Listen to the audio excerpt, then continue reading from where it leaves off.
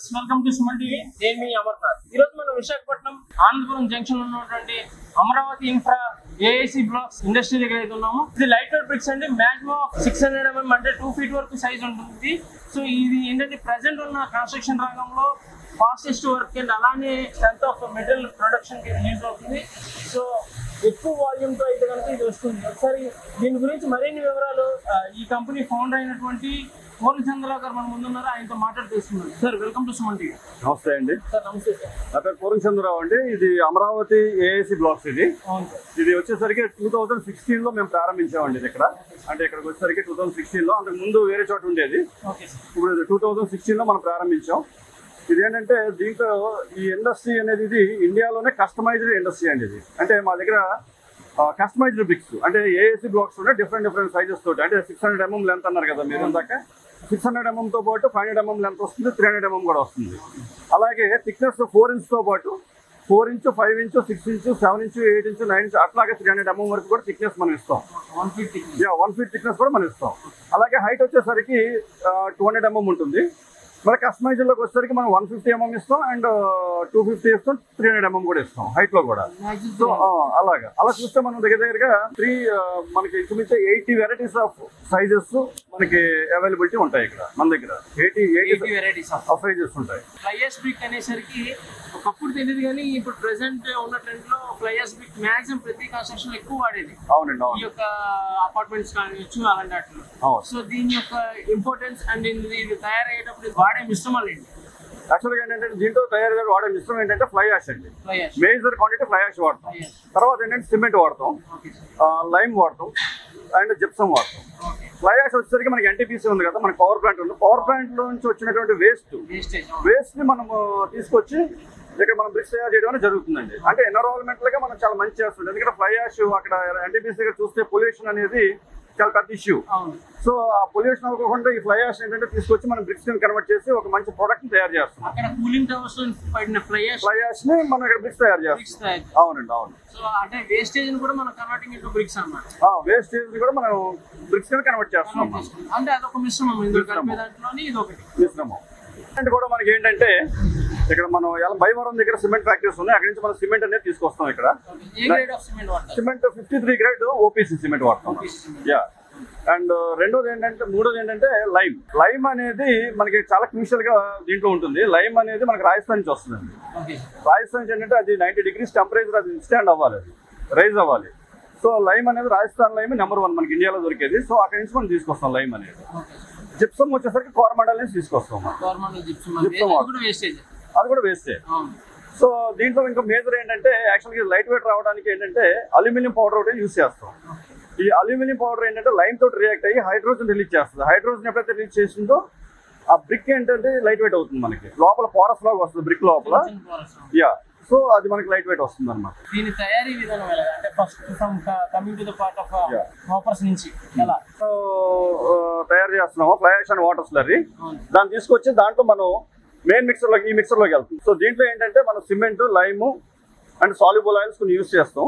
తర్వాత ఏంటంటే ఒకసారి బాగా మిక్సింగ్ అయిన తర్వాత దాంట్లో మనం అల్యూమినియం పౌడర్ మిక్స్ చేస్తాం. అల్యూమినియం పౌడర్ మిక్స్ చేయడం వల్ల ఏంటంటే అది లైమ్ తోటి రియాక్ట్ అయ్యి హైడ్రోజన్ రిలీజ్ చేస్తాం. ఎప్పుడైతే హైడ్రోజన్ రిలీజ్ చేయిందో హైడ్రోజన్ కొన్న గుణం ఏంటంటే పొంగడం. సో అట్లా ఏంటంటే ఈ స్లర్రీ ఏదైతే ఈ బాక్స్ లోకి మనం పోర్ చేసి ఈ బాక్స్ లోకి పోసిన తర్వాత హైడ్రోజన్ తో మిక్స్ అవ్వడం వల్ల మన అల్యూమినియం పౌడర్ తో మిక్స్ అవ్వడం హైడ్రోజన్ రిలీజ్ అయ్యి పైకి పొంగుతుంది అనమాట.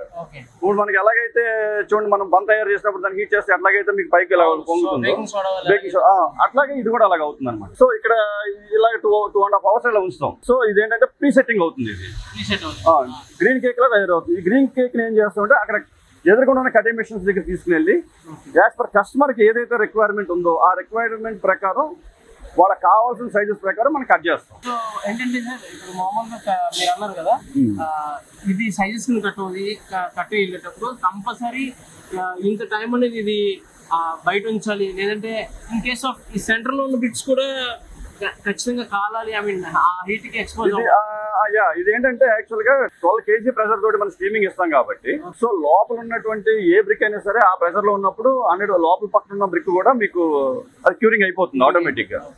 ఇటువంటి బ్రిక్స్ మీరు మాక్సిమం క్వాంటిటీ గవర్నమెంట్ కాంట్రాక్ట్స్ అవ్వచ్చు, ప్రైవేట్ కాంట్రాక్ట్స్ అవ్వచ్చు, బిల్డర్స్ అవ్వచ్చు, చాలా మంది మీరు సప్లై చేస్తుంటారు.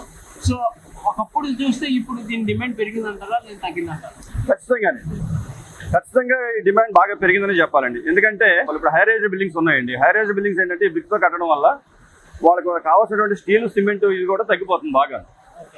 సో లోడ్ బేరింగ్ తక్కువ, మనకి వెయిట్ తక్కువ ఉండడం వల్ల వాళ్ళకి సిమెంట్, స్టీల్ బాగా కలిసి వస్తుంది. సో ఏంటంటే హై రైజ్ బిల్డింగ్స్ లో కూడా చాలా బిల్డింగ్స్ ఈ లైట్ వెయిట్ బ్రిక్స్ తోటే కన్స్ట్రక్షన్ చేస్తున్నారు.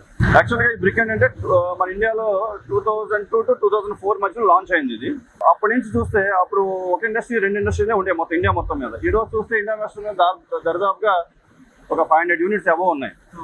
ఈ రోజు ఇండియా మొత్తం మీద చూస్తే చిన్న యూనిట్స్ కానివ్వండి, పెద్ద యూనిట్స్ కానివ్వండి, ఏదైనా కానీ. సో దాన్ని బట్టి చూస్తే దీని యూసేజ్ ఎంత పెరిగింది అనేది మనం అర్థం చేసుకోవచ్చు. సో సార్ ప్రతి మార్కెట్ లో కాంపిటీషన్ ఉంటే దీనికి కూడా కాంపిటీషన్ ఉంటుంది సార్ మార్కెట్ లో? కాంపిటీషన్ అనేది ఇప్పుడు అన్ని రంగాల్లోనే ఎలాగైతే ఉందో ఈ రంగంలో కూడా కాంపిటీషన్ ఉంటుందండి.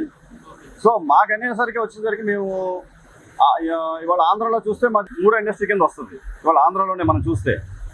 సో మేము ఫస్ట్ నుంచి 2008 నుంచి మేము అంటే ఈ 2016లో ఈ సంస్థ పెట్టిన మీ బ్రిక్ తయారీ అనేది 2008 నుంచి చేస్తున్నాం మనం, అంటే వేరే సంస్థలో చేస్తాం. సో అప్పటి నుంచి చూస్తే మాకు మార్కెట్లో గుడ్ విల్ అనేది ఉంది మార్కెట్లో. సో ఆ గుడ్ విల్ మీద ఏంటంటే ఈ రోజు వరకు కూడా మా ఫ్యాక్టరీలో ఏ రోజు కూడా బ్రిక్ అనేది మిగిలిపోవడం కానీ అలా ఉండిపోవడం కానీ అలా లేకుండా ఏ రోజు ఆ రోజే ఫ్రెష్ గా మార్కెట్ లోకి మనం పంపించడం అనేది అయితే జరుగుతుంది. డిమాండ్ బట్టి మీరు సప్లై అయితే డిమాండ్ బట్టి అయితే మనం సప్లై ఇవ్వగలుగుతున్నాం. సో సార్ నెక్స్ట్ ఏంటంటే ఇప్పుడు మామూలుగా ఆంధ్ర అనేసరికి ఎక్కువ ఎర్రటికి వాడటం అలవాటు, మాచవరం వీటి కానీ శ్రీకాకుళం వీటి కానీ.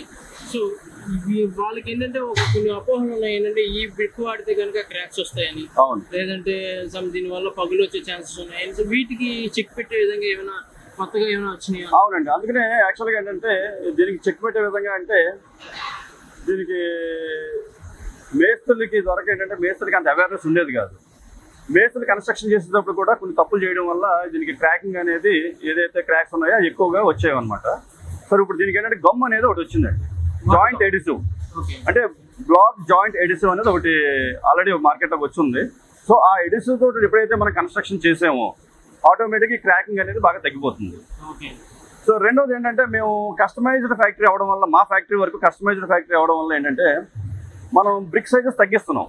బ్రిక్ సైజెస్ ఎప్పుడైతే తగ్గించామో వాల్ కన్స్ట్రక్షన్ చేసుకునేటప్పుడు ఆ జాయింట్స్ పెరగడం వల్ల వాల్ తాలూకా స్ట్రెంత్ పెరుగుతుంది. సో ఎప్పుడైతే వాల్ తాలూకా స్ట్రెంత్ మనకి పెరిగిందో ఆటోమేటిక్గా క్రాకింగ్ అనేది తగ్గిపోతుంది. Thank you so much sir for valuable information.